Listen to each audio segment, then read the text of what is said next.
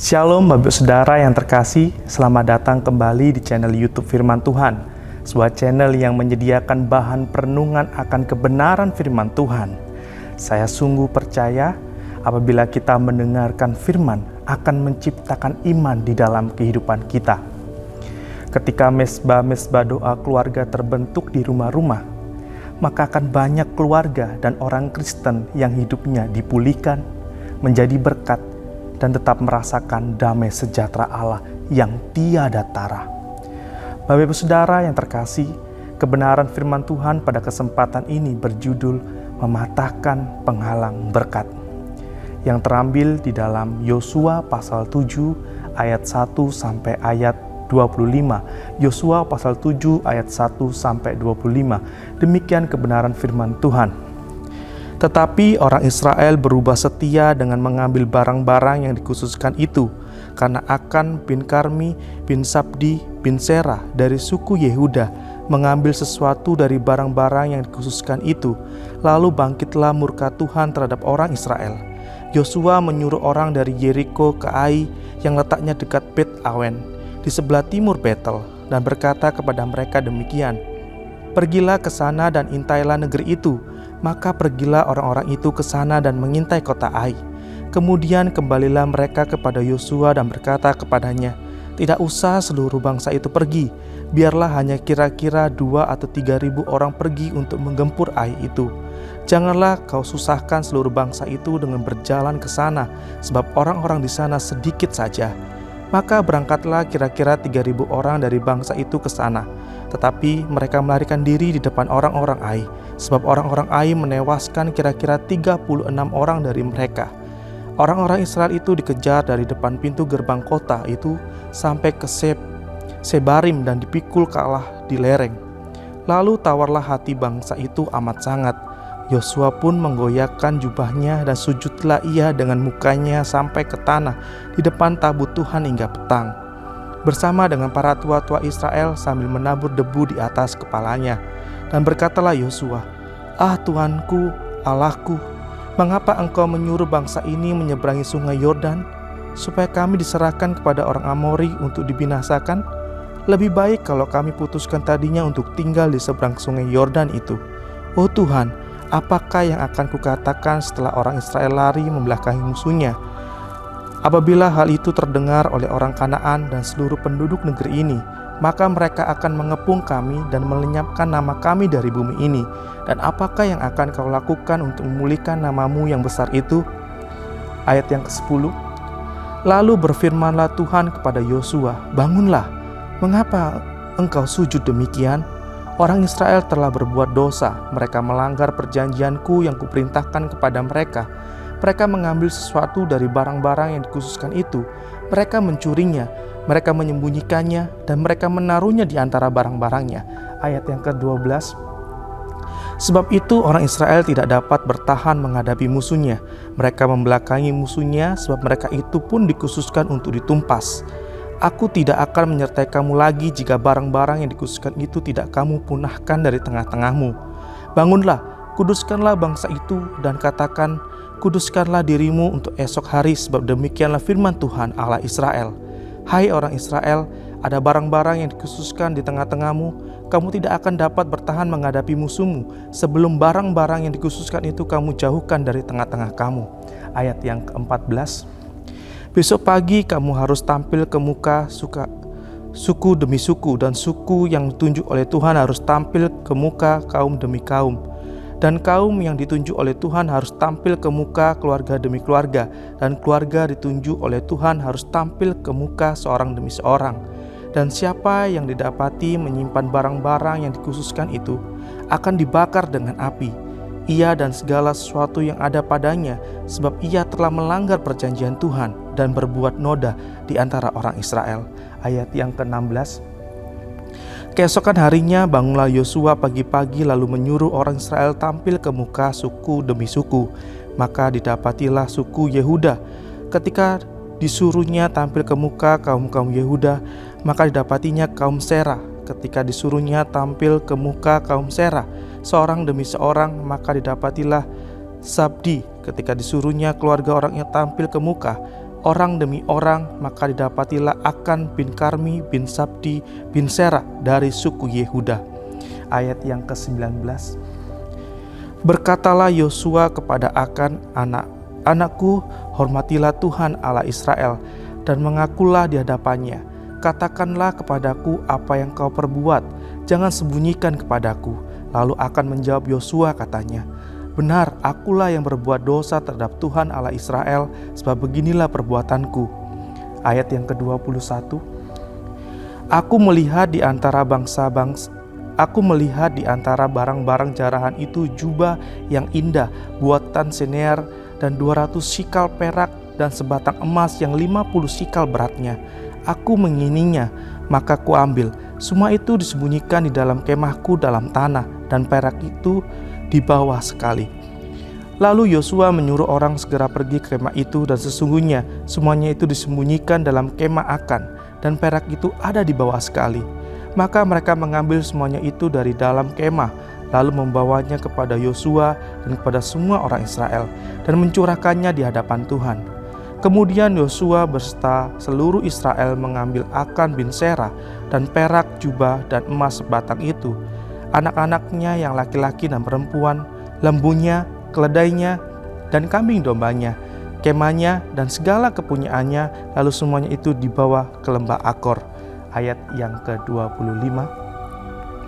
Berkatalah Yosua, seperti engkau mencelakakan kami, maka Tuhan pun mencelakakan engkau pada hari ini. Lalu seluruh Israel melontari dia dengan batu, semuanya itu dibakar dengan api dan dilempari dengan batu.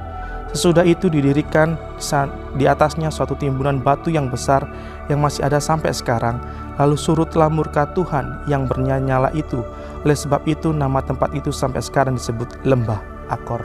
Sungguh luar biasa kebenaran firman Tuhan yang baru saja kita baca bersama-sama Bapak Saudara. Dan biarlah ini menjadi bahan perenungan bagi kita pada kesempatan hari ini. Amin. Bapak Ibu Saudara yang terkasih, sebuah perjalanan yang lebih berat memerlukan komitmen yang kuat. Makin susah perjalanannya, semakin kuat komitmennya. Sejak semula Allah merencanakan untuk memberkati umatnya. Perjanjiannya kepada Abraham dan keturunannya adalah memberkati dan menjadikan berkat bagi orang lain. Allah ingin menjadikan kita bukan hanya hidup sukses, melainkan juga hidup yang memiliki makna. Bapak Ibu Saudara yang terkasih, bila Allah mendesain anak-anaknya untuk mengalami keberkatan, maka yang menjadi pertanyaannya pada kesempatan kali ini adalah, mengapa masih banyak orang percaya yang masih belum bisa menikmati atau mengalami hidup dalam keberkatan secara maksimal? Apa yang menjadi penghalangnya? Bapak Ibu Saudara yang terkasih, sekiranya anak-anak Tuhan hidup dalam firman-Nya, maka kehidupannya akan mengalami keberkatan yang luar biasa. Mengapa masih banyak orang percaya belum mengalami keberkatan secara maksimal? Penyebab yang pertama ialah adanya dosa yang diizinkan masih menguasai. Penyebab yang pertama ini didasari oleh kebenaran firman Tuhan di dalam Yosua pasal 7 ayat 1, 5, dan 10. Bapak Ibu Saudara yang terkasih, kita sering dicobai secara halus untuk melanggar perintah-perintah Tuhan. Demi keuntungan sesaat, kita tidak pernah mempertimbangkan dampak-dampaknya yang begitu fatal di kemudian hari. Kitab Yosua melaporkan kemenangan demi kemenangan yang dialami oleh bangsa Israel dalam menaklukkan tanah Kanaan. Bangsa-bangsa di sekitar Israel begitu takut mendengar Allah Israel, dan Allah menyerahkan daerah-daerah itu kepada Israel. Ketika Allah menyerahkan kota Yeriko kepada Yosua, orang Israel mengalami kemenangan yang luar biasa. Namun di tengah-tengah kemenangan tersebut, akan tergoda akan nafsu tamaknya. Sebagai seorang prajurit, matanya dibiarkan menyimpang dan ia masuk ke dalam dosa ketamakan. Ia lebih menghargai barang-barang rampasan lebih dari ketaatan kepada Tuhan. Bapak Ibu Saudara, kenyataannya yang kita jumpai adalah bahwa orang percaya dapat tergoda untuk melakukan dosa di tengah-tengah kemenangan. Sekalipun itu disembunyikan atau dirahasiakan, dosa pada akhirnya mengakibatkan kekalahan yang fatal. Bapak Ibu Saudara yang terkasih, rahasia keberhasilan kita adalah mengenal dan mentaati firman-Nya. Namun pembiaran akan dosa mengakibatkan kegagalan. Dosa tidak bisa disembunyikan untuk selama-lamanya. Dosa harus dibereskan, dan apabila tidak dibereskan akan menjadi penghambat bagi berkat Tuhan. Bapak Ibu Saudara yang terkasih, dikisahkan ada seorang jemaat terkesan kurang suka ketika gembala sidangnya berkhotbah tentang dosa. Setelah selesai ibadah, ia mendatangi gembala sidang tersebut. Katanya, "Pak, lain kali jangan keras-keras berbicara mengenai dosa, nanti jemaat akan pindah gereja. Lain kali katakanlah kekeliruan atau kesalahan, mereka pasti mengerti." Di lain hari, sang gembala tersebut membawa sebotol racun dan menulisnya sebuah merek minuman. Si jemaat menegurnya, "Pak, bukankah itu racun? Mengapa Bapak tulis demikian?" Jawab gembala sidang ini demikian, "Bila itu dosa, apakah saya hanya mengatakan kekeliruan? Bila dosa, saya menyebutnya dosa." Si jemaat akhirnya sadar. Saul juga melakukan pelanggaran untuk tidak mentaati firman Tuhan dengan terpikat pada harta rampasan. Hasilnya sangatlah fatal. Bapak Ibu Saudara yang terkasih, mudah sekali ketika tergoda dan tergiur untuk melanggar firman Allah demi hal-hal yang memikat hati kita. Mungkin kita sering berpikir, kecil aja kan, Tuhan pasti mengampuni. Bapak Ibu Saudara yang terkasih, itu bukan cara hidup orang yang menghargai anugerah Tuhan dalam hidupnya.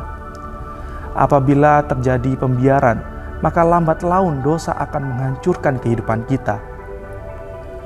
Dosa menjadi penghalang untuk kita menerima berkat Tuhan. Mari kita membiasakan diri untuk jujur. Jangan biarkan kebiasaan buruk itu untuk merusak integritas kita dan juga kepercayaan orang lain kepada kita. Bapak Ibu Saudara yang terkasih, usaha yang dibangun di atas dasar kecurangan sama halnya membangun istana pasir di atas pantai. Cepat atau lambat gelombang itu akan datang dan menyapu dan meratakannya.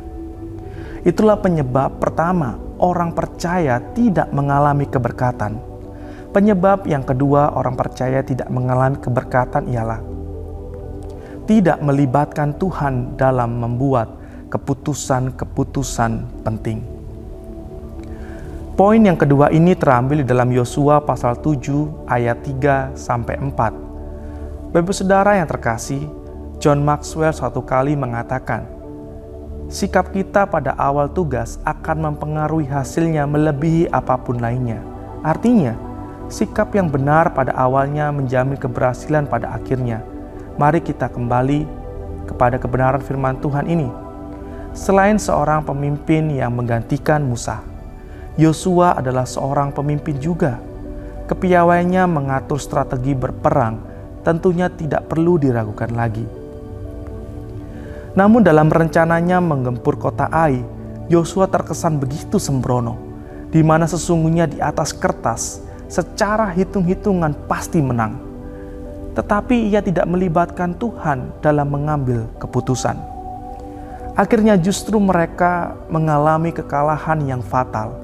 Bapak Ibu Saudara, kekalahan tersebut menyebabkan bangsa itu menjadi tawar hati. Kata tawar hati dapat diartikan kehilangan semangat. Bangsa Israel terpukul kalah, itulah sebabnya mereka kehilangan semangat dan akhirnya meratapi kegagalan tersebut di hadapan Tuhan. Bapak Ibu Saudara yang terkasih, keputusan sangat berpengaruh dalam perjalanan hidup kita. Keputusan yang salah pada waktu yang salah akan menjadi bencana. Keputusan yang salah pada waktu yang benar akan menjadi kesalahan. Keputusan yang benar pada waktu yang salah akan menghasilkan sesuatu yang tidak bisa diterima. Keputusan yang benar pada waktu yang benar akan menghasilkan kesuksesan.